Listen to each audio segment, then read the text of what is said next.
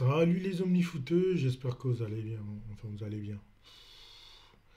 Vu ce qui s'est passé hier, forcément, on va pas bien, hein. On est sur cette chaîne. Moi, je suis là pour vous parler de foot, vous parler de tactique, vous parler de coaching, tout ce que vous voulez, mais pas pour parler de ce genre de sujet, hein, parce que voilà. Malheureusement, déjà que dans le quotidien, tous les jours, on subit ce genre de choses, hein, mais bon. On vit avec, hein, c'est presque c'est ancré dans, ça fait partie de notre vie, ça fait partie de l'histoire, voilà, du peuple noir, entre guillemets, voilà, on fait avec, hein.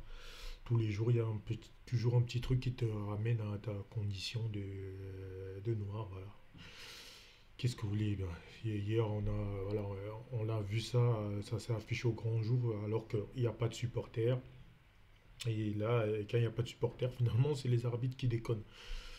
Donc voilà, des gens qui sont censés justement, et c'est écrit sur leur maillot là, respect, qui sont justement là pour veiller au respect des règles, peu importe la couleur du joueur de foot, la couleur du joueur de foot, il doit être respecté, mais voilà, c'est ces gens-là qui dérapent, avec un arbitre roumain, là, quatrième arbitre, parce que pour désigner un adjoint qui est un adjoint de Başakşehir, qui est un ancien international camerounais, Achille Webo, pour le désigner, il dit, on ne sait même pas exactement ce qu'il dit, soit il dit l'homme noir, soit il dit le noir, bref, c'est des choses qui sont plus à faire. On est en 2020, on ne devrait plus entendre ce genre de choses, mais malheureusement, qu'est-ce que vous voulez, ça c'est éducationnel, voilà, c'est des trucs que les gens ils ont on leur a mis depuis l'enfance, hein, c'est des choses, voilà, hein.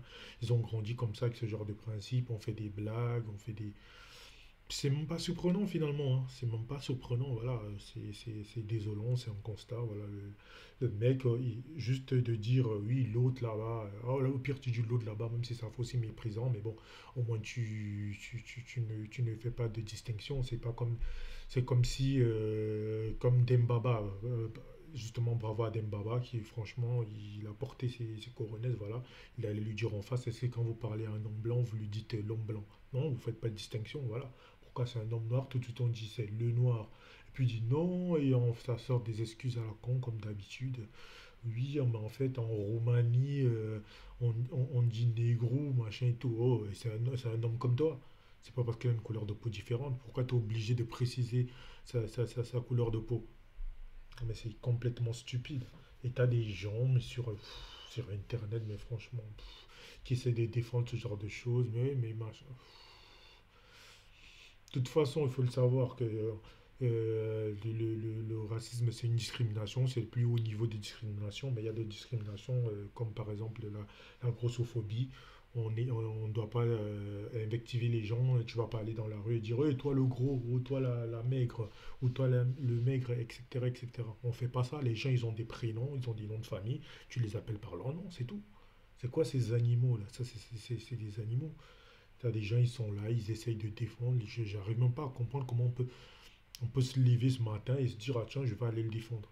Et en plus, je sais pas si c'est vrai, mais apparemment, j'ai lu là que ce mec-là, il suit des groupes d'extrême droite, etc. Donc ça me surprend même pas. Et hier aussi, hein, il y a un joueur qui a joué en Bulgarie là-bas qui a dit qu'il avait déjà eu affaire au même corps arbitral dans un stade.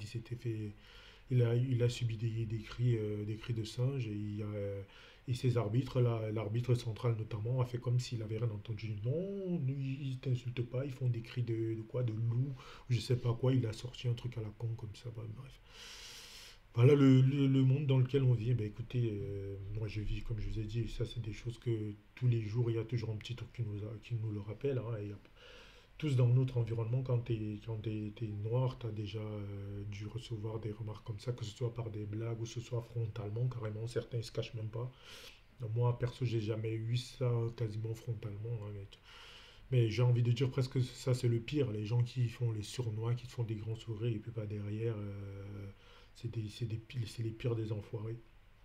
Moi, j'ai déjà eu des trucs, hein, rien qu'en prenant les transports en commun, c'est-à-dire tu vas te mettre dans un siège, il y a une place à côté, Tu vois une vieille dame à rentrer, ou même pas une vieille dame, hein, quelqu'un plus ou moins de ton âge, il vient pas s'asseoir à côté de toi, t'as vu? Alors que tu fais exprès de la politesse de lui laisser la place pour qu'il s'asseye.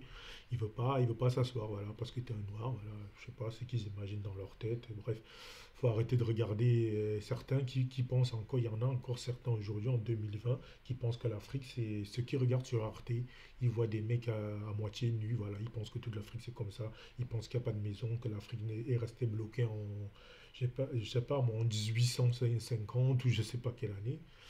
Ça progresse, hein, le peuple africain progresse, les gens progressent, certes il y a toujours de la pauvreté, mais bon, là on va rentrer dans des sujets touchy, donc je vais refermer la parenthèse. Mais bon, on sait pourquoi l'Afrique aujourd'hui est dans l'état dans lequel elle est. Mais bon, on va pas rentrer dans ces sujets-là, c'est trop vaste. Mais bon, il fallait quand même dire un mot de ce qui s'est passé. Ah, voilà, c'est à la fois historique et surréaliste. Voilà, si on parle aussi de l'UEFA, comment un arbitre comme ça qui a eu un passé, justement par rapport à ce qui s'est passé en Roumanie, là où il a été dans un truc où il y a eu des cris de singe dans un stade. Comment ce mec-là, il peut arbitrer un match de Ligue des Champions, qui est juste la plus haute compétition de club au monde? J'arrive pas à comprendre. On fait pas des enquêtes, on prend des mecs comme ça. Et en plus, le mec, hier les Turcs ne voulaient pas, ils ne voulaient plus reprendre le match avec lui. Et l'UEFA qui essaye de le mettre dans le camion. C'est n'importe quoi. Mais il doit être viré. Est-ce que quand un joueur de foot il fait une grosse faute, on dit ben attends, on va le laisser sur le banc. Le mec il est renvoyé directement dans le vestiaire, il n'a même pas le droit de rester sur le banc. Et lui en arbitre, on essaie de négocier. Non, il faut voir si il peut aller dans le camion, VAR. Mais pourquoi faire? Et après ils nous sortent le truc, oui, mais il faut qu'il y ait deux personnes dans la VAR. Mais tout ça, c'est des trucs qui doivent être prévus. Même pas qu'en cas de racisme, il peut y avoir tous des cas de force majeure. Je sais pas, moi, un arbitre qui est blessé, etc. Ça doit être prévu. Il doit être trois dans le VAR, dans le quart VAR. C'est comme ça, s'il y a un problème, au moins, tu en as deux qui peuvent rester. Il y a un troisième qui peut venir suppléer au cas où il y a un problème. Ces situations-là ne doivent pas arriver. On se retrouve avec un match de Ligue des Champions qui est reporté parce que l'UEFA, je suis désolé, certes, oui, après ils ont bien réagi, ils vont faire des enquêtes, machin et tout, mais c'est des choses qui doivent être à prévoir. Ils le savent, s'ils font toute la campagne qu'ils font par rapport au racisme, justement, ils doivent prendre toutes les précautions. C'est surréaliste, c'est un truc de fou. Bref, c'est quelque chose qui nous rappelle que voilà, pour ceux qui pensent qu'on est dans le monde des bisounours, malheureusement en 2020, il y a encore des énergumènes comme ça qui se croient supérieurs, voilà. Sous prétexte qu'ils ont une peau blanche, voilà. Un Roumain qui se croit supérieur, je ne sais pas à partir de quoi il le pense, mais bon, bref, c'est, c'est hallucinant de voir ça en 2020, mais bon. On est dans une époque particulière, hein. Je plains nos gosses qui vont venir après, hein. J'espère que pour eux, ils vivront pas ça, mais bon, vu comment ça part, peut-être même que ce sera pire, hein. Bon, on va refermer la parenthèse de tout ça. C'est des choses qui sont vraiment navrantes. J'aime pas parler trop de ça parce que ça me ramène des souvenirs et même des trucs que j'ai pu voir récemment dont j'ai pas envie de me remémorer. Bref, bon, si on revient sur le terrain maintenant, bon, ce qui est bien, c'est que le match aura lieu ce soir à 19h55 et là, à 18h55 plutôt. Et là, au moins, il n'y a plus de calcul. Manchester qui a perdu hier 3-2 face à Leipzig. Un match qui était compliqué, hein, pour Leipzig qui mène 2-0 assez rapidement, mais après ils se font peur. C'est un peu comme face à Başakşehir, dans ce groupe-là toujours, hein. Leipzig,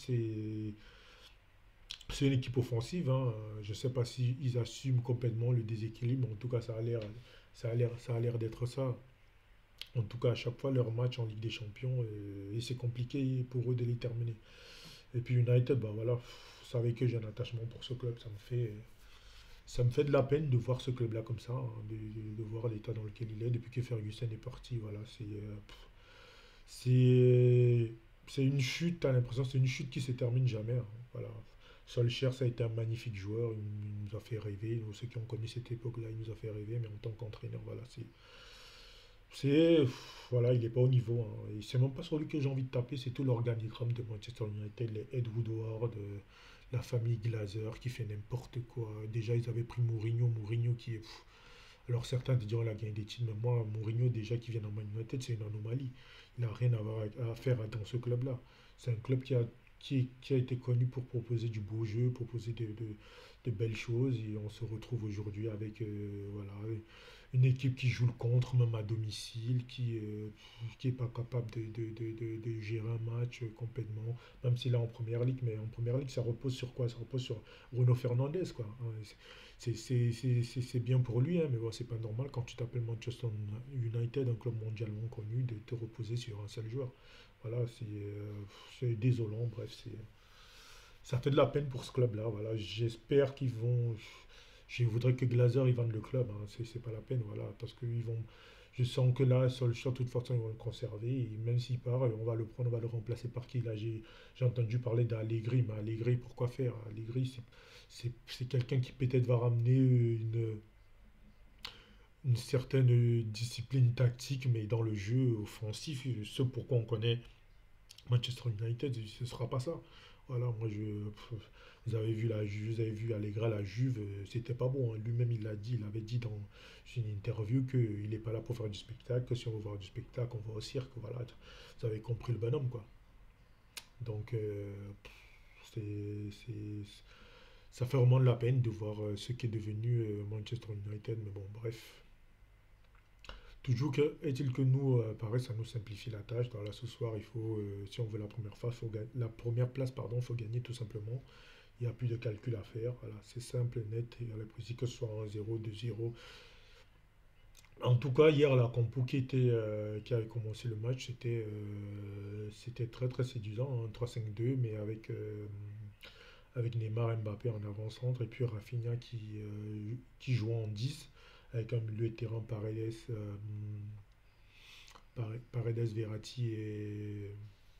Comment il s'appelle? Et Pereira, voilà, qui devait faire en même temps le piston, soit en fonction de l'action, se retrouver au milieu, se retrouver dans une défense à trois. Bref, c'est une équipe qui a envie sur le papier, mais bon, on va revoir ça ce soir. Hein. Donc le match il va reprendre au moment où c'est arrêté, c'est-à-dire à la 13e minute. Donc voilà, et mon pronostic, qu'est-ce que je vous avais dit moi hier? Non, c'était pas hier, avant-hier du coup. Je vous avais pas dit 3-0, donc on va rester sur le 3-0, je pense. Hein. Là, c'est comme une compo offensive. Là, Neymar et Mbappé qui se retrouvent en pointe, ils sont libérés des tâches offensives, donc voilà. Allez-y, messieurs, hein, faites-nous plaisir. Voilà, faites des actions, faites-nous de belles combinaisons, on va voir des buts, voilà, c'est tout. Là, il n'y a plus d'excuses, de machin, voilà. Faites-nous rêver, faites des belles choses. Il y a Verratti, il y a Rafinha, tous ceux qui veulent du spectacle. Là, il y a les ingrédients pour tout faire. Maintenant, c'est aux joueurs de nous faire plaisir. Voilà, et d'essayer d'oublier ce malheureux incident d'hier. Voilà, c'est la fin de cette vidéo. J'espère qu'elle vous aura plu. Si c'est le cas, tu lâches ton petit pouce bleu, tu commentes, tu partages, tu t'abonnes, sans oublier d'activer la clochette de notification. Tu me donnes ton avis en commentaire par rapport à tout ça. Et puis nous, on se retrouve demain pour débriefer de tout ça. C'était Franck. Passe une bonne journée, passe une bonne soirée. Ciao.